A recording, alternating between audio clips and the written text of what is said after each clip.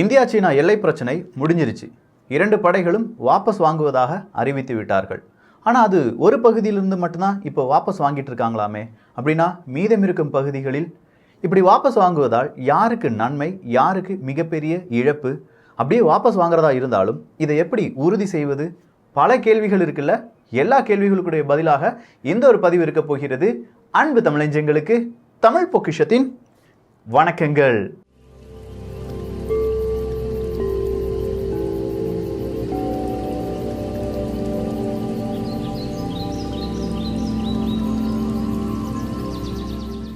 இந்த வாரம் செவ்வாய்க்கிழமை ஒரு மெசேஜ் வருது. சீனாவும் இந்தியாவும் அவங்களுடைய எல்லையில் பதட்டத்தை குறைக்க தீர்மானித்து விட்டார்கள் அப்படிங்கிறது தான். ஸோ பதட்டத்தை குறைக்க தீர்மானித்து விட்டார்கள் அப்படின்னு சொல்லும்போது நம்முடைய இராணுவ வீரர்கள், சீனாவினுடைய இராணுவ வீரர்கள் அவங்களுடைய எல்லை பகுதிகளுக்கே, அதாவது ஏப்ரல் 2020 எந்தெந்த இடங்களில் இந்த இராணுவ வீரர்கள் நின்றார்களோ அங்கேயே செல்ல வேண்டும் அப்படிங்கிறது தான் முடிவு. ஆனால் இந்த முடிவை அவ்வளோ சீக்கிரமாக எடுக்கலை. 9 கட்ட பேச்சுவார்த்தை இது நேரடியாக இராணுவ தரப்பில் நடந்தது. அதற்கு பின்னால் நம்முடைய வெளியுறவுத்துறை அமைச்சராக இருக்கட்டும், அப்படி இல்லையா national security advisor Ajit Doval அவர்களாக இருக்கட்டும், இப்படி பல நபர்களுடைய உழைப்பு இருக்கிறது. போர் அப்படிங்கிறத ஈஸியாக தொடங்கிடலாம். ஆனால் ஒரு போரால் ஏற்படக்கூடிய விளைவுகள், அதனால் ஏற்படக்கூடிய உயிர் சேதம், இதை யாராலையுமே கற்பனை செஞ்சு கூட பார்க்க முடியாது. கடைசியாக நடந்த ஈழத்து போரை கொஞ்சம் நினைவில் கொள்ளுங்கள். அவர்களுடைய இழப்பை இன்று வரையிலும் யாராலும் சொல்லி காண்பிக்க முடியாது. அப்படிப்பட்ட துயரம் யாருக்குமே வேண்டாம். ஆனால் போர் இல்லாமல் சீனாவை அடக்க முடியுமா அப்படிங்கிறது அடுத்த கட்ட கேள்வியாக இருக்குது. பார்க்குற இடமெல்லாம் என்னுடையது அப்படின்னு சொல்லி சீனா சொல்லிட்டு வராங்க. இவ்வளோ நாள் கிட்டத்தட்ட ஒரு 8 மாதம் 9 மாதங்கள் ஆகிருச்சு இந்த பிரச்சனை தொடங்கி. ஜூன் மாதம் தொடங்கியது. அப்படி ஜூன் மாதம் தொடங்கும் போது நம்முடைய 20 இராணுவ வீரர்கள் கொல்லப்படுகிறார்கள். இப்படி இராணுவ வீரர்கள் கொல்லப்படுகிறார்கள் அப்படின்னு சொல்லும்போது நம்ம இராணுவம் சொல்லுது, நாங்களும் எதிர்த்து அடித்தோம், சீனாவை எதிர்த்து அடித்தோம், சீனாவுடைய பல இராணுவ வீரர்கள் கொல்லப்பட்டிருக்கலாம் அப்படின்னு சொல்கிறாங்க. அதை சீனா மறுத்தது. ஆனால் நேற்றைய செய்தி நீங்கள் எடுத்து பார்த்தீங்களா? ரஷ்யாவினுடைய ஒரு செய்தி ஊடகம், மிக முக்கியமான செய்தி ஊடகமே 45க்கும் மேற்பட்ட சீன இராணுவ வீரர்கள் கொல்லப்பட்டார்கள், இது உண்மைதான் அப்படின்னு சொல்றாங்க. ஸோ சீனா பல நேரங்களிலும் எல்லையில் நடந்ததை அப்படியே மறைக்க நினைக்கிறது. போன ஆகஸ்ட் அப்படியே செப்டம்பர் இந்த மாதங்களில் நாம் கைப்பற்றிய சில விதமான மலை உச்சிகள் தான் இப்போ நம்ம பேச்சுவார்த்தையில் நம்முடைய கை ஓங்குவதற்கு காரணமாக இருந்தது என்று சொன்னால் நம்பித்தான் ஆக வேண்டும்.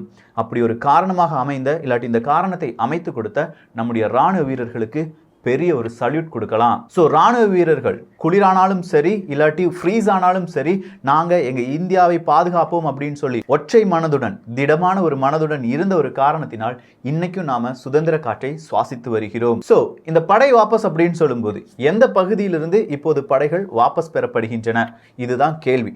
ஏன்னா 3 இடங்கள் குறிப்பாக இருக்கிறது. அதில் பாங்கோங் ஏரி, பாங்கோங் சோ அப்படின்னு சொல்லுவாங்க அந்த இடம். அடுத்ததா அந்த பாங்கோங் சோக்க நார்த் சைடு கோக்ரா மற்றும் கால்வன் பகுதிகள். கால்வன் பகுதியெல்லாம் அப்படின்னு சொல்லும்போது ஹாட் ஸ்பிரிங்ஸும் அது கூடயே வந்துருது. ஸோ பேட்ரோலிங் பாயிண்ட் பிபி அப்படின்னு சொல்லுவாங்க. பிபி 15 அதுதான் கோக்ரா அப்படின்னு சொல்லி அழைப்பாங்க. அதே மாதிரி பேட்ரோலிங் பாயிண்ட் 17 ஹாட் ஸ்பிரிங்ஸ் அப்படின்னு சொல்லி அழைப்பார்கள். இந்த 2க்கான எந்தவித அக்ரிமெண்ட்டும் இன்னும் சைன் செய்யப்படவில்லை, இல்லாட்டி பேச்சுவார்த்தையில் வரவில்லை. அப்படின்னா முதல் அக்ரிமெண்ட், முதல் பேச்சுவார்த்தை எங்க மட்டும்தான் நடந்திருக்கு? பாங்கோங் ஏரியில் இருக்கக்கூடிய படைகள் எப்படி வாபஸ் பெற வேண்டும், எந்தெந்த நேரத்தில் வாபஸ் பெற வேண்டும் அப்படிங்கிறது தான். இதன் அடிப்படையில் புதன்கிழமை 9 மணிக்கு, காலையில் 9 மணிக்கே இந்த வாபஸ் படைகளை திரும்ப பெறுதல் அப்படிங்கிறத 2 நாடுகளும் செய்து வருகிறார்கள். இந்த 2 நாடுகளும் செய்து வருகிறார்கள் அப்படின்னு சொல்லும்போது இதற்கான காலக்கெடு சனிக்கிழமை வர மட்டும்தான். சனிக்கிழமைக்குள்ள அவங்க செஞ்சு வச்சிருக்கிற எல்லா விஷயங்களையும் பிரித்து கொண்டு போய் எந்த எல்லை, ஏப்ரல் மாதம் 2020 எல்லை எப்படி இருந்ததோ அந்த எல்லையிலிருந்து 2 கிலோமீட்டர் அளவுக்கு எந்த படையும் நிற்கக்கூடாது. இந்தியாவின் படையும் சீனாவினுடைய படையும் நிற்கக்கூடாது. ஸோ இந்த படை நிற்கக்கூடாது அப்படின்னு சொல்றதெல்லாம் ஓகே தான். ஆனால் எல்லையை அவ்வளோ சீக்கிரமாக நம்மளால பார்க்க முடியுமா, கவனிக்க முடியுமா அப்படிங்கிறது அடுத்த கேள்வி. நம்ம பாதுகாப்பு அமைச்சர் இந்த ஒரு திட்டத்தை எப்படி அழைத்தார்கள் அப்படின்னா ஃபேஸ்ட் கோஆர்டினேட்டட் வெரிஃபையபிள் அப்படின்னு சொல்லி அழைத்தார்கள். ஸோ ஃபேஸ்ட் அப்படின்னு சொல்லும் போதே முதல் ஃபேஸில் தான் இப்போ பாங்கோங் ஏரியில் இருக்கிற இந்த படை வாபஸ் அப்படிங்கிறது செய்யப்படுகிறது. வேரிஃபையபிள் அப்படின்னு ஒரு வார்த்தை இருக்குது பாருங்க. கோஆர்டினேட்டட் வேரிஃபையபிள் அப்படிங்கிற ஒரு வார்த்தை இருக்கிறது. இந்த வேரிஃபையபிள் அப்படின்னு சொல்லும்போது சீனாவை நம்மளால் நம்ப முடியாது. சீனா எப்போ வேணாலும் நான் படையை வாபஸ் வாங்கல, நான் மறுபடியும் போருக்கு வரேன் அப்படின்னு சொல்லி முன்னாடி வருவதற்கான சாத்தியக்கூறுகள் நிறையவே இருக்குது. ஸோ வேரிஃபை செய்த பிறகு தான் நம்ம என்ன செய்வோம், அடுத்த படையை இல்லாட்டி அடுத்தடுத்த படைகளை வாபஸ் வாங்குவோம் அப்படின்னு சொல்லியிருக்கோம். இது எப்படிலாம் வேரிஃபை பண்ணுவாங்க அப்படின்னா, லோக்கல் லெவலில் இருக்கிற கமாண்டர்ஸ், அதாவது சீனாவினுடைய ராணுவ அதிகாரி, இந்தியாவினுடைய ராணுவ அதிகாரி ஒரு நாளைக்கு 2 நேரம் பேசிக்கொள்வார்கள். எந்தெந்த படை எப்படி வாபஸ் வாங்கியிருக்கு அப்படின்னு சொல்கிறது தான் இந்த பேச்சுவார்த்தை. அடுத்ததா சேட்டலைட் இமேஜ், ட்ரோன்ஸ் இமேஜ் என்பது எடுக்கப்படும். இந்த இடத்துலலாம் படை வாபஸ் வாங்கிட்டாங்களா அப்படிங்கிறத அதிகாரப்பூர்வமாக இவங்க வெரிஃபை பண்ணுவாங்க. அப்படி வெரிஃபை செய்த பிறகு தான் அடுத்த கட்ட படை என்பது நகர ஆரம்பிக்கும். இந்த அடுத்த கட்ட படை அப்படின்னு சொல்லும்போது முதல்ல பீரங்கிகள் அப்படிங்கிறது அப்புறப்படுத்தப்படுகிறது. டைப் 99 அப்படிங்கிற பீரங்கியா இருக்கட்டும், இது சீனாவினுடைய மிக முக்கியமான பீரங்கி அப்படின்னு சொல்லலாம். இந்தியாவின் சார்பாக T-90 மற்றும் T-72 வகை பீரங்கிகளாக இருக்கட்டும், அவை இந்த இடங்களிலிருந்து அப்புறப்படுத்தப்படுகிறது. இப்படி பின்வாங்கும் போது அடுத்ததா இந்தியாவுக்கு இருக்கக்கூடிய பிரச்சனை என்ன அப்படிங்கிறதையும் தெளிவா நம்ம யோசிக்க வேண்டும். நம்முடைய ராணுவம் இதெல்லாம் யோசிச்சிருப்பாங்க. சீனா நினைத்தால் எப்போ வேண்டுமானாலும் திரும்பவும் அவர்களுடைய படையை சீக்கிரமாக இந்த இடத்துல கொண்டு வந்துடலாம். ஏன்னா அவங்களுடைய சர்ஃபஸ் கொஞ்சம் நேரான சர்ஃபஸ். ஆனால் நாம் பிடிச்சிருக்கிற இடமெல்லாம் மலை உச்சிகள், ரொம்ப கஷ்டமான பகுதிகள். ஸோ இந்த பகுதியிலிருந்து நம்முடைய பீரங்கிகள் எல்லாமே நம்ம கீழே கொண்டு வந்த பிறகு திடீர்னு அவங்க பேக்ட்ராப் அடித்து மறுபடியும் யுத்தம் அப்படின்னு சொல்லி வந்தாங்கன்னா மறுபடியும் நம்ம அந்த இடத்துக்கு போகிறதுக்கெலாம் கால தாமதம் ஆகும். இடத்துக்கு போகிறதுக்கு மட்டும் கிடையாது, நம்முடைய படைகளை வாபஸ் வாங்குவதற்கான காலதாமதமும் நமக்கு அதிகமாக இருக்கிறது. எனவே நம்முடைய இராணுவ வீரர்கள் ரொம்ப துல்லியமாக இந்த படைகளை எப்படி வாபஸ் பெற வேண்டும் அப்படிங்கிற ஒரு பிளானை போடணும். அந்த பிளான் படி கரெக்டாக நடந்தாதான் இந்த சனிக்கிழமையோடி இந்த ப்ராசஸ் எல்லாமே முடியும். கிட்டத்தட்ட ஃபேஸ் 1 அப்படிங்கிறது 2 வாரங்கள் நீடிக்கும் அப்படின்னு சொல்றாங்க. ஸோ இப்படி படைகள் எல்லாமே வாபஸ் ஆன பிறகு அதை வெரிஃபை செய்த பிறகுதான் அடுத்த கட்டமாக பேச்சுவார்த்தை என்பது நடக்கும். அது ஃபேஸ் 2 இருக்கும். அந்த ஃபேஸ் 2ல தான் கோக்ரா மற்றும் கால்வான் பகுதியில் இருக்கும் படைகள் எப்படி வாபஸ் பெற வேண்டும் அப்படிங்கிறத தீர்மானிக்க போகிறார்கள். அடுத்ததான் நம்மகிட்ட இருக்கிற சந்தேகம், இந்த டெப்சாங் பகுதியில் இருக்கும் அந்த படைகள் எல்லாமே எப்படி வாபஸ் பெறுவார்கள் அப்படிங்கிறது தான். ஏன்னா இந்த டெப்சாங் பகுதி, அடுத்ததாக கைலாஷில் இருக்கிற அந்த மலை உச்சிகள், இது எல்லாமே இந்தியாவின் சார்பாக இல்லாட்டி இந்திய ராணுவம் சார்பாக இப்போது இருக்கிறது. இந்தியாவின் ராணுவ வீரர்கள் இந்த இடங்களை சரியாக பிடிக்கவில்லை என்றால் இன்னைக்கு சீனா நம்ம நாட்டுக்குள்ளே வந்திருப்பாங்க. நிறைய பேர் கேட்குற கேள்வி, இந்தியாவின் எல்லைக்குள் சீனாவின் ராணுவம் வந்துருச்சு, அதை பற்றி பேச மாட்டியா விக்கி அப்படிங்கிறது தான். அருணாச்சல பிரதேசத்தில் 2 கிராமங்களை அமைத்து விட்டார்கள், அதை பற்றி தமிழ் பட்சம் பேசவே இல்லை அப்படின்னு சொல்லி நிறைய பேர் அவங்களுடைய கருத்துக்களை தெரிவித்திருந்தார்கள். ஆனால் தமிழ் விதையிலையும் அதுக்கு எக்ஸ்பிளனேஷனை கொடுத்துருந்தோம், ட்விட்டர்லையும் அதனுடைய எக்ஸ்பிளனேஷனை கொடுத்துருந்தோம். என்ன விஷயம்னா 1949 அந்த இடம் சீனாவின் கட்டுப்பாட்டுக்குள் இருக்கிறது. ஸோ அவங்க கட்டுப்பாட்டில் இருக்கக்கூடிய இடத்தில் தான் இப்போது அந்த கிராமத்தை அமைத்திருக்கிறார்கள். அது இந்த ஒரு பிரச்சனை, அதாவது ஜூன் மாதம் 2020 ஏற்பட்ட பிரச்சனை காரணமாக அப்படி நம்ம நாட்டு எல்லைக்குள் சீன ராணுவம் ஒரு கிராமத்தை அமைத்தார்கள் அப்படின்னு சொல்லி பரப்பப்பட்டது ஒரு வீண் வதந்தியாக மட்டுமே இருந்தது. இதை வச்சு இந்தியாவின் ராணுவம் இவ்வளோதான் அவ்வளோதான் அப்படின்னு சொல்லி தாழ்வான சில கமெண்ட்ஸ்களை போட்ட மனிதர்களுக்கு நம்ம சுவாசிப்பது, நீங்களும் நானும் சுவாசிப்பது நம்முடைய ராணுவ வீரர்கள் நமக்கு கொடுக்கின்ற சுதந்திர காற்றை தான் என்பதை மறந்து விடாதீர்கள். அவங்க இல்லைன்னா நாம் சுத்தமாக கிடையாது. நமக்கு எதிரிகள், துரோகிகள் நிறைய, எப்போ இந்தியாவை வீழ்த்தலாம் தாக்கலாம் அப்படின்னு சொல்கிற பல நாடுகள் இருக்கின்றன. அப்படிப்பட்ட நேரத்தில் இந்தியாவுக்கு ஆதரவாக நாமளே இல்லைன்னா எப்படிங்க? லைன் ஆஃப் ஆக்சுவல் கண்ட்ரோல், இதிலிருந்து படைகளை வாபஸ் வாங்குவது அப்படிங்கிறது கரெக்டான பிளான் இருக்கணும். எந்த விதத்திலும் இந்தியாவுக்கு அது பிரச்சனையாக மாறிவிடக்கூடாது. இந்தியாவினுடைய நிலப்பரப்பை சீனாவுக்கு விட்டுவிடக்கூடாது. 1959 லைன் ஆஃப் ஆக்சுவல் கண்ட்ரோல் இதுதான் அப்படின்னு சொல்லி சீனா சொன்னது. அந்த இடத்துக்கே இந்தியா திரும்ப போகிறது அப்படின்னு சொல்லி பலராலும் பேசப்படுகிறது. அதில் எவ்வளோ உண்மைத்தன்மை இருக்குது அப்படிங்கிறது நமக்கு தெரியலை.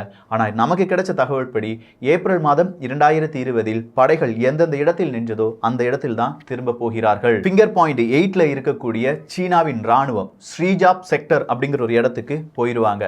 அதே நேரத்தில் ஃபிங்கர் பாயிண்ட் 3ல இருக்கிற இந்தியாவினுடைய ராணுவம் லெப்டினன்ட் கர்னல் தான் சிங் தபா அப்படிங்கிற ஒரு இடத்துக்கு திரும்ப வந்துருவாங்க. அடுத்த கட்டமா சவுத் பேங்க்ல இருக்கிற சீனாவினுடைய ராணுவம் அவங்களுடைய ஆர்மி பேஸான மோல்டோ அப்படிங்கிற இடத்துக்கு திரும்ப போயிடுவாங்க. இந்தியாவினுடைய ராணுவம் சுஷுல் அப்படிங்கிற நம்முடைய பெர்மனன்ட் பேஸுக்கே திரும்ப வந்துருவாங்க.